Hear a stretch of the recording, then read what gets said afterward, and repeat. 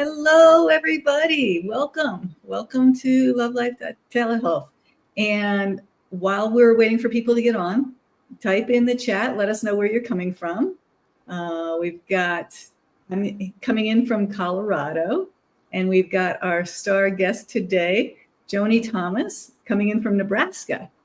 So, yay!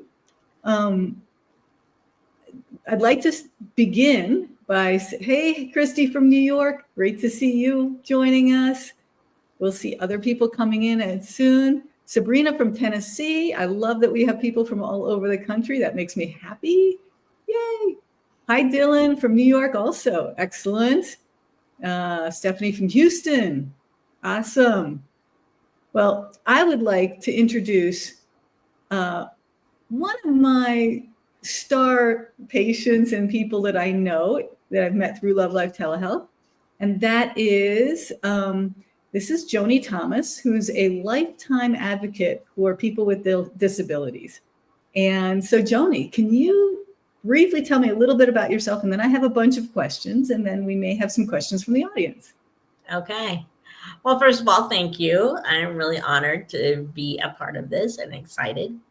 I'd say I'm a lifetime advocate for people with disabilities because I acquired polio when I was 2.5. So I've pretty much been doing this all my life.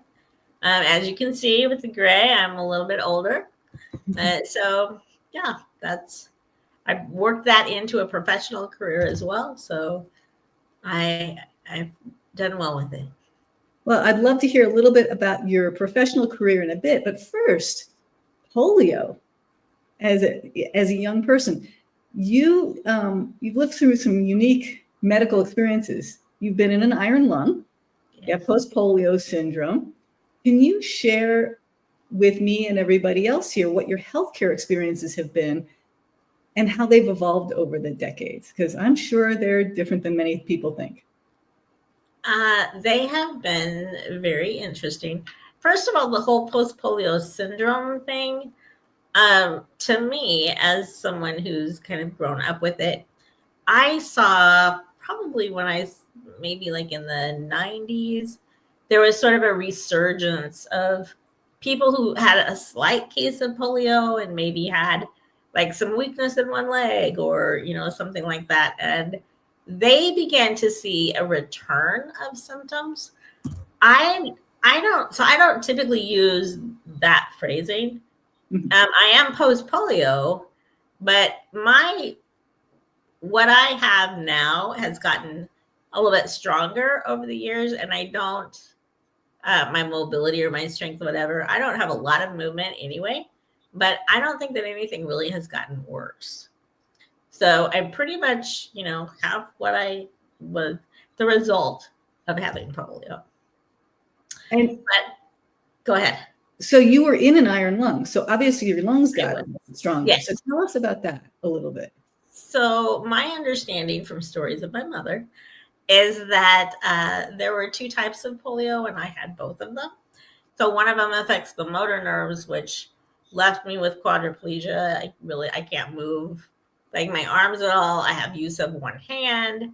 The other hand I can use, but it's mostly for gripping. It's really strong, but I can't like write with it or, things like that. I do pretty much everything through like my mouth, using my mouth for a lot of things. So I was in the iron lung for 6 months because the other part of polio I had attacked the respiratory system. And so I was very weak. And even though I could kind of breathe on my own, it was really weak, and they put me in the iron lung.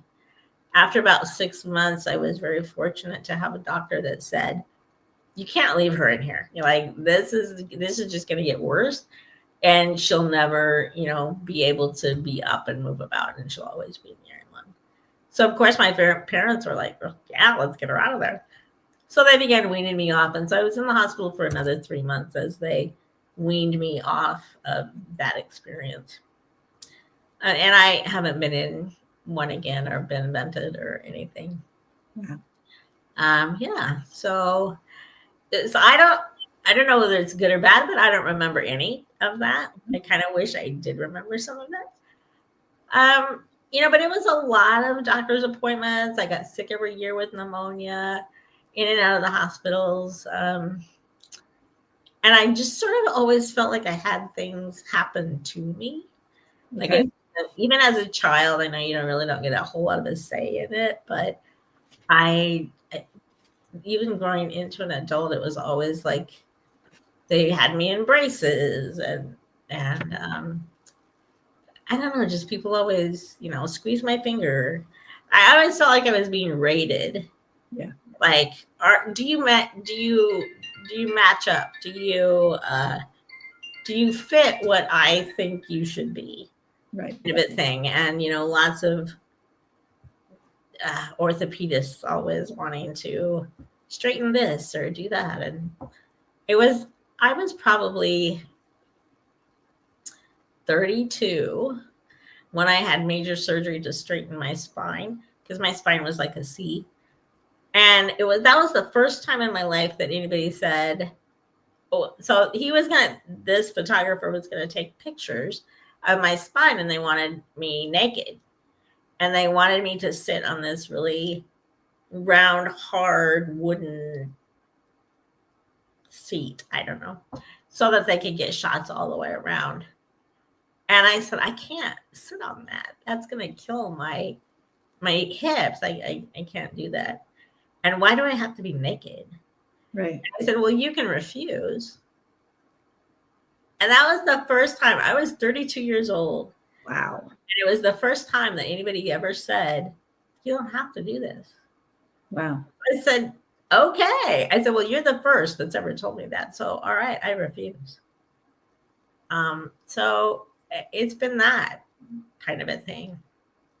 So you've finally got autonomy on your body at that point and on your medical care, but you've worked all of your life too, right? Right. Tell me what you've done for work and how that's been. It's been interesting. So in the beginning, I pretty much just did phone work, because I can hold a phone and I can dial a phone and I can certainly talk. And so I did phone sales in the mid 80s. And I've moved away. Like, I grew up in Lincoln, Nebraska. I moved away. And then, went to a community college. And then so I did phone work there. Then I came back to Nebraska and started going to college, to the university. And my goal was to just work and be able to pay my things and get through school. But I found out that was a little lofty of a goal, because I couldn't pay for personal care aides, so I had to get on Medicaid, things like that. So life became a little complicated for a while till I got it figured out. But my first professional job was working in a bank, and that gave me some new experience. And then I moved into what is called an independent living center, but people think of that as like a residential. It's not a residential center. Every state has them, and they are federally mandated, and they are a place where we taught people with disabilities how to live life with disabilities. So we help them find housing and get benefits and, sign up. And I sort of climbed that ladder for a little while and moved on to similar nonprofit work. Nice. I worked for the state in their special services unit, and I was a grant coordinator. I wrote federal grants, or helped write federal grants, and then I managed some of those programs. Then I became a unit manager, and so I had a lot of the state programs under my belt, but they were all related to disabilities or kids with disabilities or something like that. And I ended up in managed care, and that was, of course, all of my advocate friends said, "You went to the dark side." But I always said, "I'm bringing light to the dark side." Nice. And my role there was to help bridge the gap between managed medical model and disability and how we really live in the community. They did not speak the same language. I was going to ask what changes you would like to see in how healthcare providers approach disabilities and people with chronic illnesses and things like that. Because yeah. Well, and it's interesting that we're doing this because I was just at my primary care physician today. And, you know, I have never been weighed in a doctor's office. Never.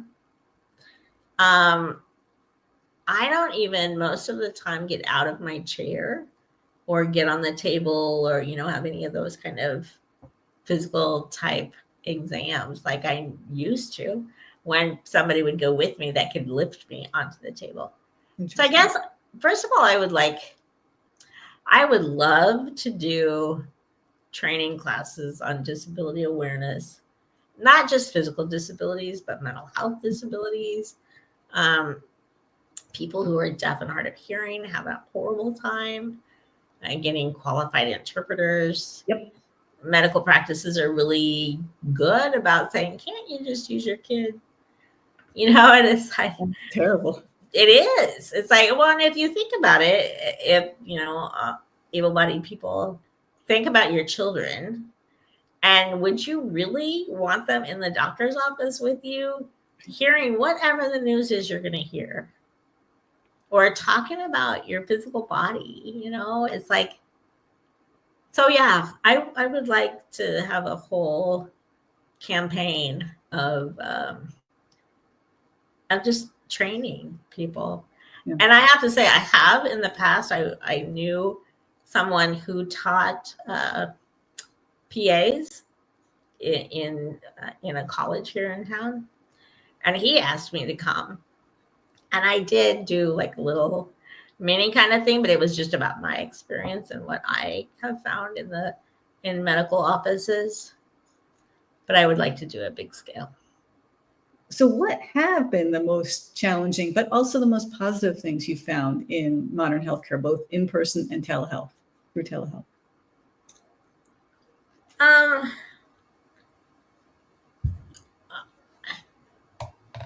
Some positive things are that there are people out there, that there are physicians out there who do get it, and they do care about you know, making things as easy as they can. I think telehealth is good. It certainly has worked for us. States apart, and you've helped me a lot. I do think that there's a little bit of an awareness that is happening a little bit more, and you can tell which doctors care about that, and I think that that's encouraging. I think there's always needs to be more, you know. I did not feel like telehealth with my pulmonologist. I didn't see a pulmonologist, but I saw like a physician's assistant, and that felt weird to me. Like, I'm there because I have lung issues already. I don't know that that's something I can really handle, you know, telehealth wise. Not yet, for sure. Can't listen. Right. It's hard to listen to your lungs over the phone, or over Zoom. Over Zoom. And I know that I have talked to my pulmonologist, and I know that there are some technologies where they can really, like, they have a camera, but they have a camera on the other end. I mean, that you're still in like a physician's office where the pulmonologist can come in and sort of see all of that. Yeah. I don't know. I have had my doctor since she was a resident. So we have a clinic here that doctors do their residency in there.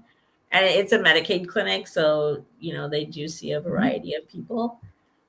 She was my physician when she was there, and I just followed her to her practice. We were just talking about it today. So I've been with her for 28 years. Wow.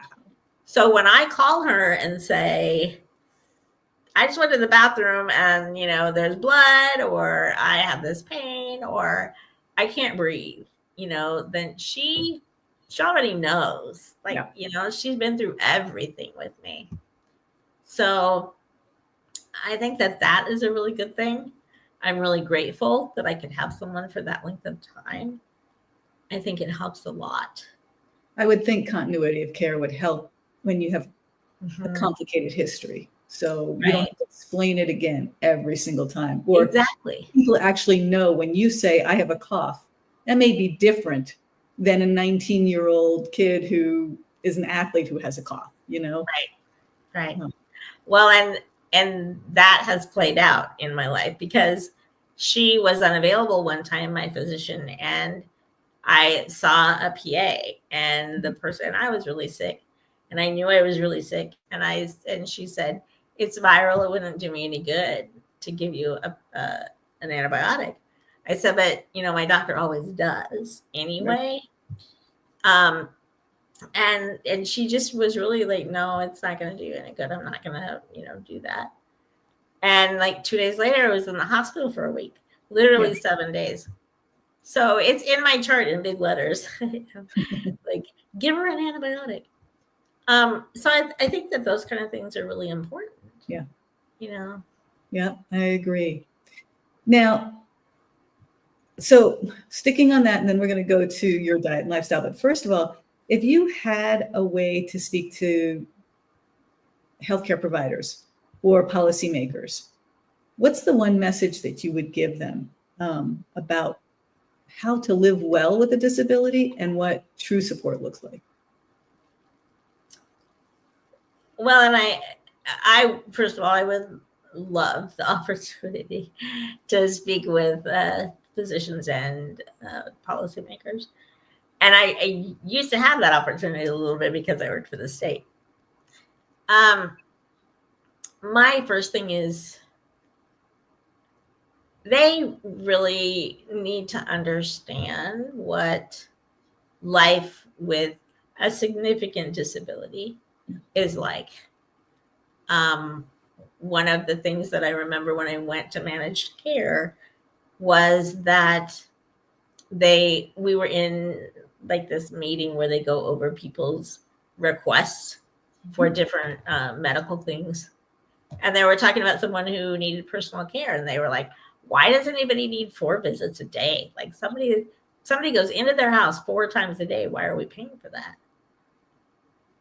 And I kind of looked at them and I'm like, do you realize that the only time that they eat or go to the bathroom or get out of their chair or get ready for the day or go to bed or get their clothes changed is when somebody's there? Like, how many times a day do you eat? Mm-hmm. You know? And so, but it was like an aha, you know, they really didn't even thought about it that way. They were looking at it costs X much money Right. for somebody to go in there for 4 times a day. And what are they doing? What are they doing there? So I don't know if that answers your question or not, but I want to be able to explain that to more than just one person in one healthcare plan. And I think that that's really essential.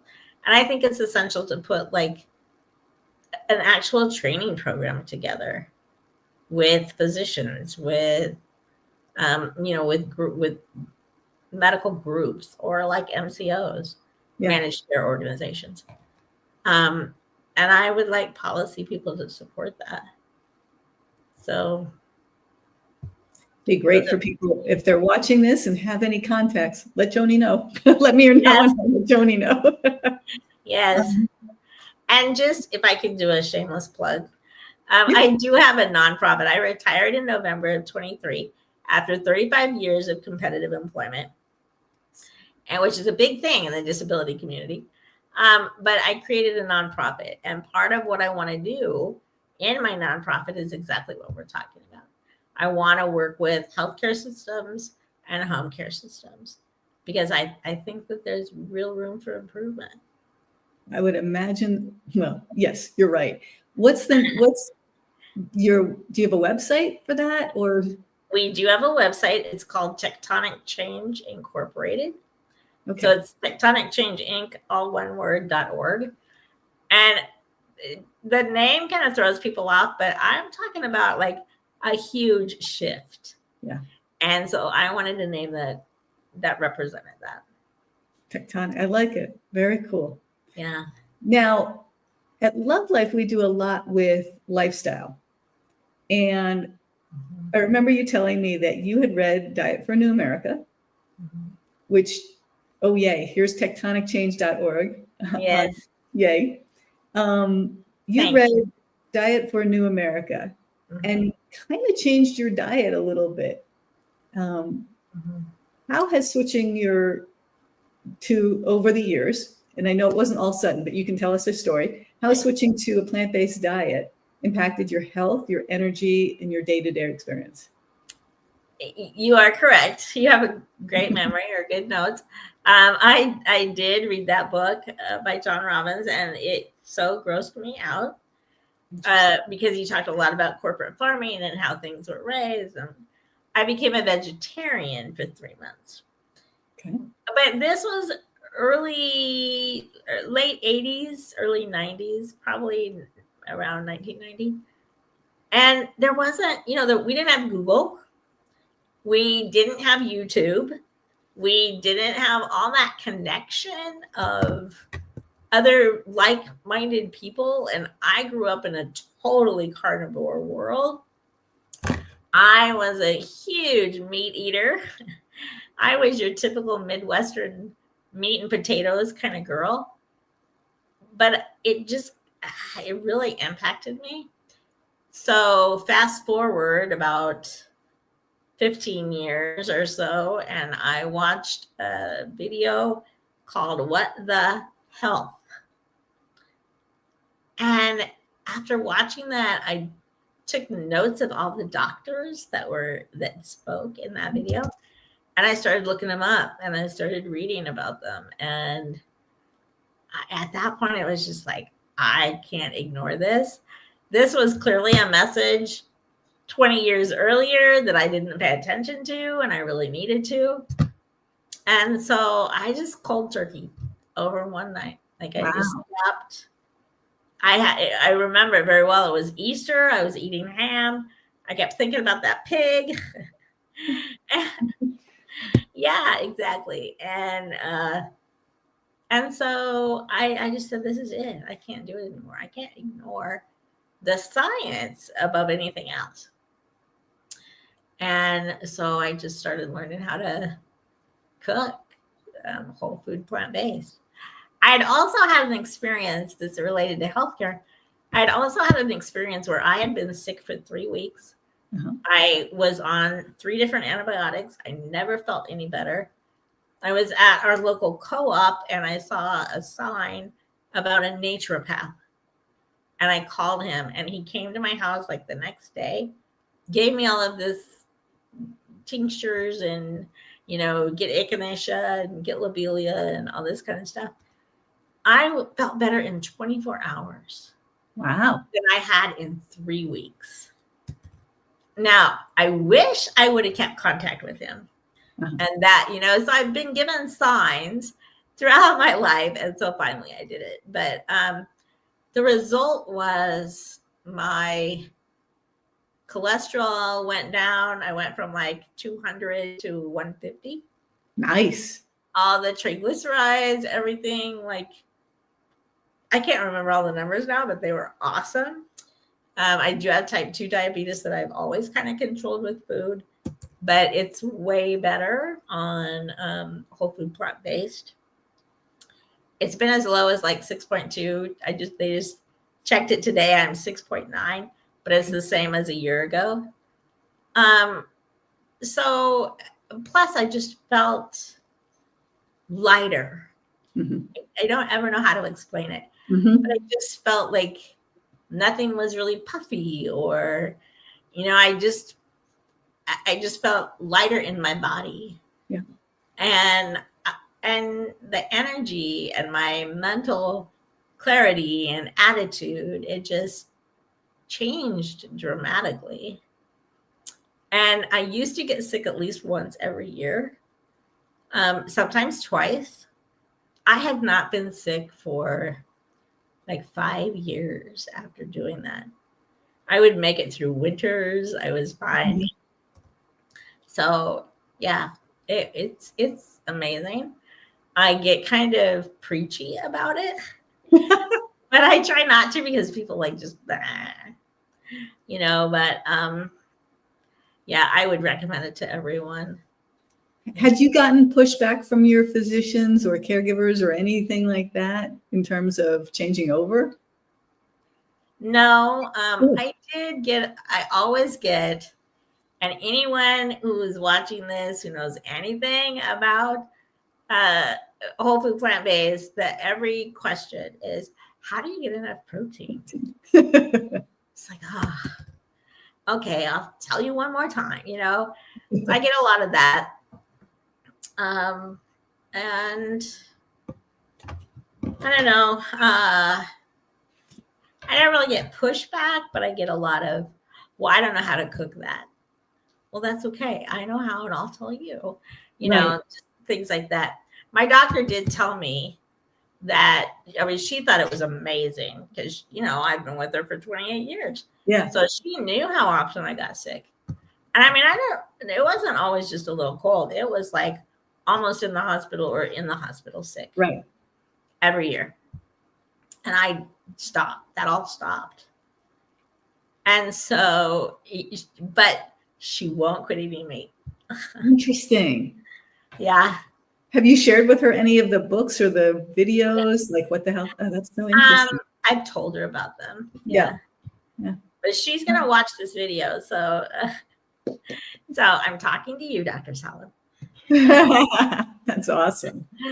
Well, there is a lifestyle medicine, the Academy of Lifestyle Medicine, which you can go and get some more research and stuff. And it's, it's everything. It's the diet, which is huge. It's movement, which you're limited with. So that's got to be a little bit harder. It's sleep, it's stress reduction. It's avoiding toxins. It's all of it. So, well, I'm really psyched that you found your way to being able to fuel your body more healthfully and, keep the inflammation down. Now, this may be a little controversial before we get to some other questions, but given your lived experience of polio, yes, what are your thoughts about immunizations today when we have such a varying public opinion? And has that changed since you were a child?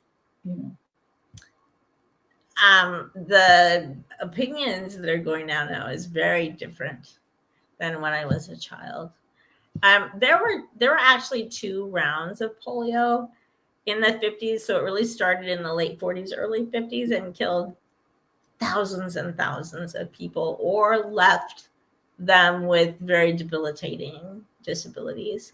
Yeah. A lot of them were children.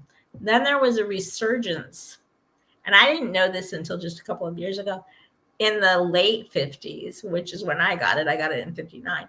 So there was a resurgence in this central area where I live in Nebraska and Iowa.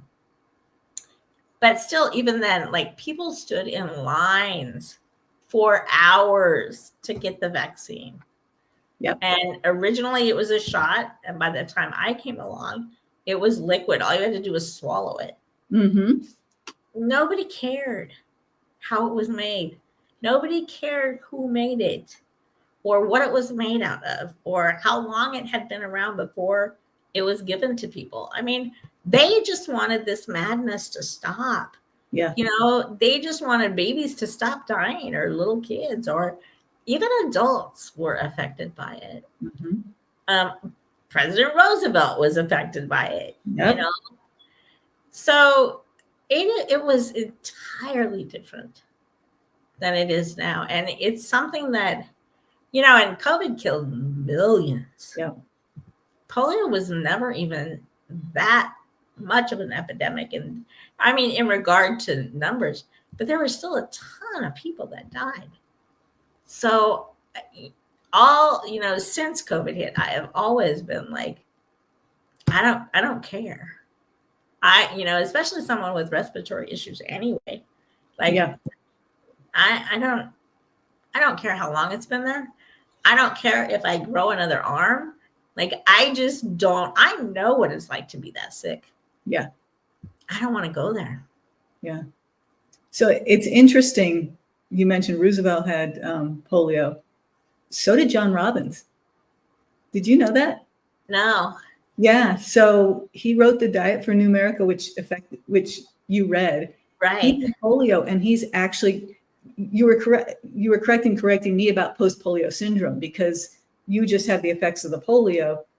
He had weakness in his legs when he was younger, and now he's older, and he is getting he has post-polio syndrome, where it's attacked his nerves again, and really affected his walking recently. He's just recently retiring from his job and passing on to his son, Ocean, but working, on his wonderful thing to teach the world about healthy eating, the Food Revolution Network. So it's interesting to me as a physician when people balk against immunizations, because I can't get them enough. Like, give them to me. I mean, and I get them, partially for myself, because certainly I never want polio. But I also get things like COVID and flu and all those other vaccines to protect my patients and my family. Right. So it's an interesting thing to talk to. Right. It's an interesting thought process. Yeah. And I think that, at the time, my mom was like in her late 80s. She's now going to be 91. But I felt also the responsibility to get it, because I have a lot of aides in and out of here. And she would come over, and she was exposed just because of aides, personal care aides. Right. And, I just think that somehow we forgot all of that responsibility to protect others. Yeah. So we have some comments. Do you have any more things that you want to talk about, that you want to get out before we go to some of the comments and questions? Well, when you were talking about Ocean Robbins, I just went on a cruise in March that was a vegan cruise. But I got sick on the boat. Oh no. Yeah. And so I spilled my whole, even if it's viral, like get antibiotics, that whole thing. And so there are doctors on the boat, and they did give me the antibiotics that I needed, and I did start feeling well. But it's just so important that you know your own body and your own, how you heal. And and I just feel so much better and easier to do that the way that I eat. That's awesome. I really appreciate John Robbins and Ocean and all the work. And Ocean Robbins was on this cruise, but I was sick and I didn't get to go to his thing. Oh, so yeah. I hope you get to meet him in person one day. He's a fabulous person. I do too. Yeah. So from Instagram, we have somebody who said the deeper issue of what you are speaking of is true care by providers, focusing on the issues, doing actual exams, being thorough. This comes from the provider in person or online. It's very important. Which, if I can add something right here, this is a really good segue. It makes me think of, I read a study. It was a small study, but I wish they would do it bigger. But 98% of the physicians that completed this study believed that people with disabilities did not have a quality of life. So if that's what you're walking into, what kind of healthcare are you getting?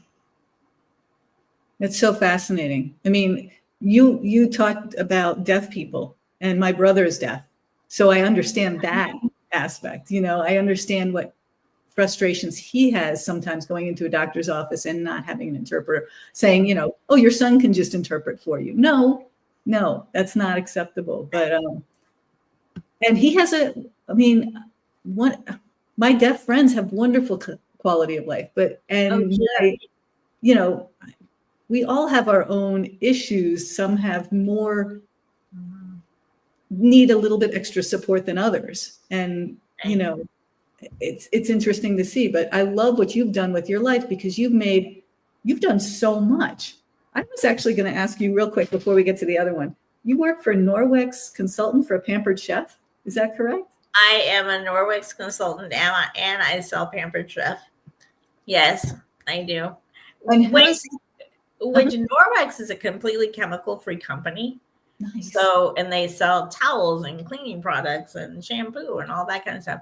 So as soon as I learned about them, I'm like, oh yeah, I'm taking that stuff out of my plant-based house. So yes, but anyway, sorry.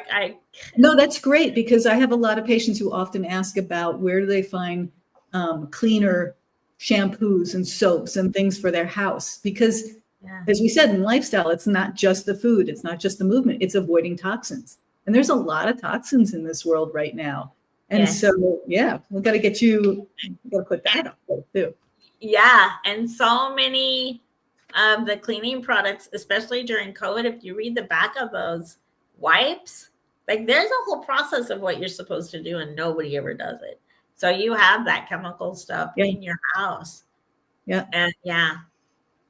So there's a couple more questions. And I like questions. And statements. So let me just go to the next statement. I remember standing in line for the sugar cube with the vaccine. My parents were so grateful to have a vaccine available. My friend had polio as a child. Her leg was permanently disfigured, you know. And as a physician, I see a lot of people with things that were preventable. Right. Or going to other countries, you see things that we don't see here. And right now we're having a measles outbreak, which is so preventable. And it's sad to see. I've seen a person die of chickenpox, a baby child die of chickenpox, and it's just heart-wrenching. Right. So yeah, it's even I have had the polio vaccine. So I remember drinking out of that little cup because I could have, I guess I could have gotten it again. Yeah. So yeah. Somebody wrote, I have a question. What's your ikigai? And ikigai is the Japanese word for life purpose. We can have so many purposes. Each one of us can have a purpose, and that's important for longevity and lifestyle. And what's yours? I truly believe, I really believe that I was meant. I came to this earth with these parents to have this polio experience. And then my purpose in life is to change it, to change perceptions, to change stereotypes, to change, to create an awareness. And that's my purpose. That's what Tectonic Change is. I have a YouTube channel that is all about embracing your differences.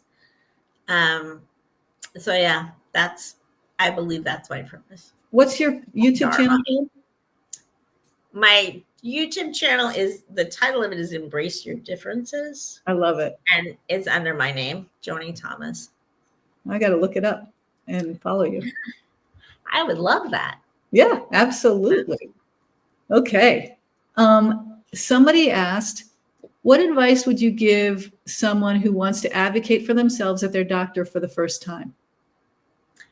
That's hard. Just bit my cheek. I would say, first of all, don't be afraid. They are just a person. My mom used to say they put their pants on one leg at a time, just like you do. Mm-hmm. And I think the other thing is that they are not God, and they don't know your body, your situation. They have medical knowledge. So you're still the expert. They may know how to help you get over whatever it is you might be experiencing, but you're the expert of your body. Yep. And just believe that. And, and if you get pushback, there's other doctors. Yeah. I had a doctor in that same residency practice that was rude and, said some really things that he never would have said to an able-bodied person. And as soon as the appointment was over, I went out to the front desk and I said, don't ever put me with them again. Yeah. You don't have to. You don't have to take that kind of stuff. Yeah. So I would say just take a deep breath and have whatever conversation you need to have, because you're the expert. And from a doctor's point of view, I'd like to give a couple of tips too on how to advocate for yourself. So one is, in most situations, doctors' times are limited, and it's limited by insurance companies limiting the time you can spend with your doctor. Luckily, at Love Life Telehealth, we have full hours. But still, some people get along better with certain doctors and some people don't. So find the person that you can connect with and stick with them. Come with a list of, if you have complicated medical issues, come with a list of your medical history, your surgical history, your meds, your supplements, your allergies. Come with that so that you have that at the tip of your fingers, because the doctors do need to know that, and that'll save some time. Come with your goals in mind. What is it that you want? Because everybody has a different idea of what they want out of life and health. And so if you come prepared saying, I have these issues and I want to discuss these things, it's helpful to help narrow down, because we can go all over the place. And one of the things as a physician that's really tough is prioritizing, when people don't prioritize their issues. So when I've got somebody who I've spent 45 minutes with, and as we're wrapping up and saying goodbye, and is there anything else? Well, I've had chest pain for the last couple of days. That's difficult. So be very clear on your priorities before you go in to see a physician, and then find somebody you can connect with. For example, at Love Life Telehealth, all of us physicians, we all live the lifestyle we prescribe to our patients.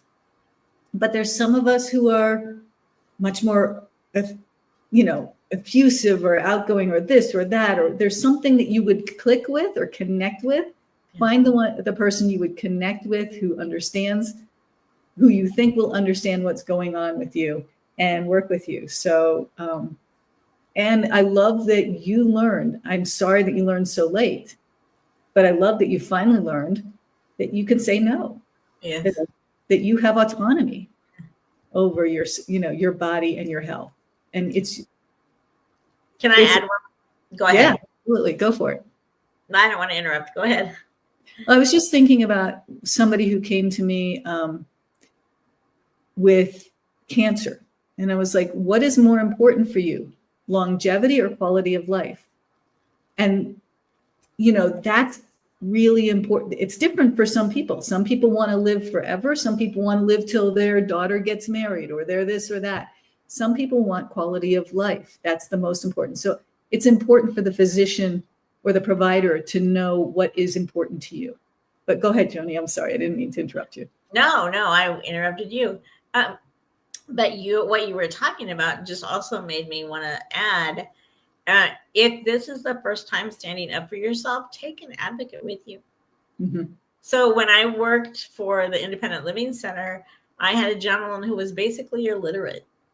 And he knew he had to take this medicine, these prescriptions, but he had a doctor that wasn't really willing to work with him. I mean, he just didn't have that bedside manner. So I went with him and said, when you're talking to him, to the gentleman, you need to talk in the color and shape of the pill.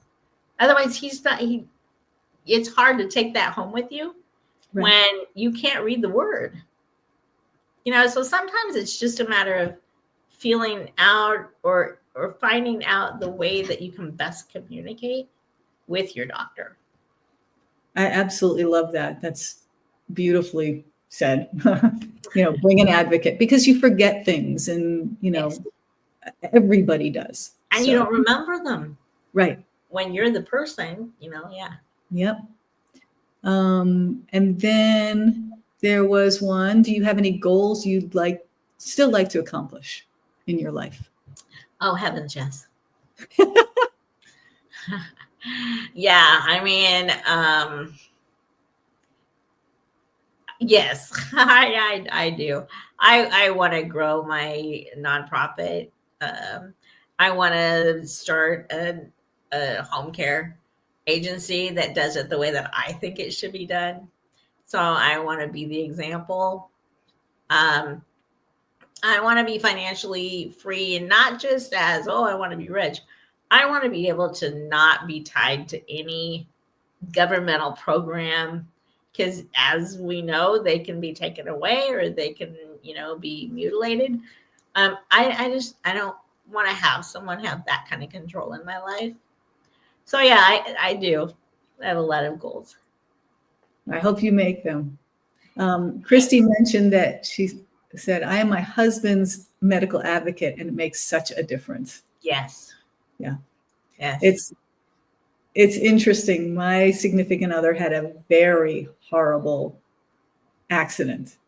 And when I found him a couple of days later, it was really interesting to be on the other side, because I've been the physician, and he was an ICU nurse and a hospice nurse. So he knows the nursing, and he couldn't speak, he couldn't communicate, and so it was so important to have an advocate around. And we had somebody with him 24/7 who basically, because he would have died multiple times had it not been for an advocate there for him.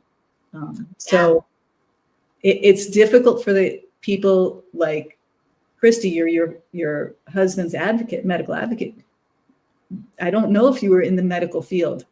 You have to learn so much. And I can't even imagine when you're not in the medical field, because even in the medical field, it was